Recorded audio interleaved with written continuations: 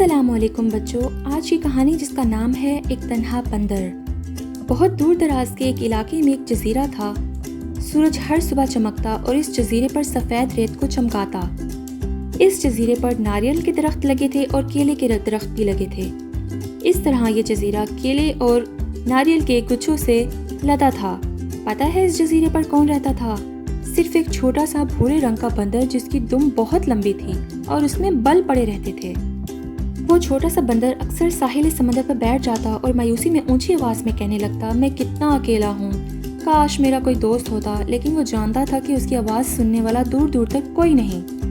ایک دن وہ یوں ہی بیٹھا تھا کہ ایک بڑی سی رنگ برنگی مچھلی اس کے پاس آئی، سر باہر نکالا اور اس سے کہنے لگی، آؤ میرے پیچھے تیر کر آؤ، تمہیں میں ایک ایسے جزیرے میں لے چلتی ہوں جہاں تمہاری طرح کے بہت سے بندر موجود ہیں، ان کی دمیں بھی تمہاری طرح ہی ہیں۔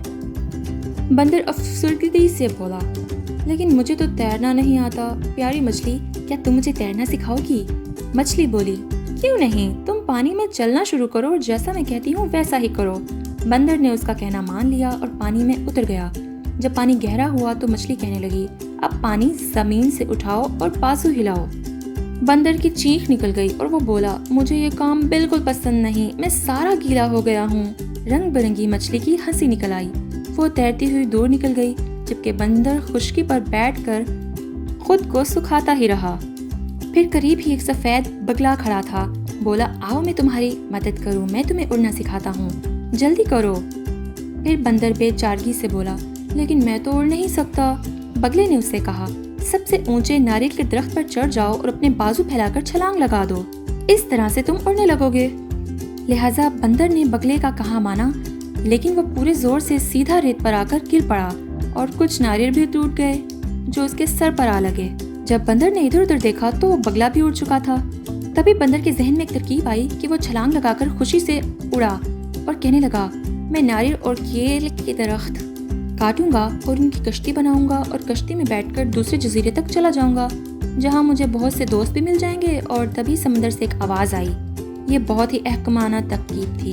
بندر نے دیکھا تو ایک سبز رنگ کا کچھوا سا چھوٹا سا جو آہستہ آہستہ خشکی سے سمندر کی طرف جا رہا تھا، وہ کہنے لگا، اگر تم جزیرے کے درخت کاٹ لو گے تو کھاؤ گے کیا، اور دوسرے پرندے بھی بھوکے مر جائیں گے۔ بندر اپنا سر پکڑ کر بیٹھ گیا۔ کچھوا بولا، میں تمہیں اپنی پیٹھ پر سوار کر کے وہاں لے جاتا ہوں، لیکن تم بہت بڑے اور بھاری ہو۔ یہ کہہ کر کچھوا سمندر کے پانی میں تیرتا ہوا گم ہو گیا۔ بندر اس کے جانے کے بعد پھر اکیلا رہ گیا۔ وہ اتنا اداس تھا کہ رونے لگا۔ پھر اچانک سمندر سے ایک بہت بڑا کچھوا نکلا، اس کا رنگ بھی سبز تھا اور وہ آہستہ آہستہ چھوٹے بندر کے پاس آیا اور اسے کہنے لگا، آنسو پوچھ لو دوست، اب میری پیٹھ پر بیٹھ جاؤ، مجھے مضبوطی سے پکڑ لو، اب تم کبھی اکیلے نہیں رہو گے کیونکہ میں تمہیں دوسرے جزیرے تک لے جاؤں گا۔ کچھوے کا خول اتنا بڑا اور سخت تھا، بندر کو اندازہ ہو چکا تھا کہ اب وہ محفوظ ہے۔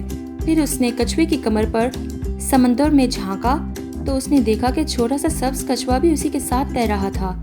ننھا کچھوا بولا، مجھے علم تھا دوست، میں تمہارا بوجھ نہیں اٹھا سکوں گا، اس لیے میں نے اپنی دادا جان سے کہا، وہ تمہاری مدد کریں گے، وہ بہت نیک مند اور نیک دل انسان ہیں۔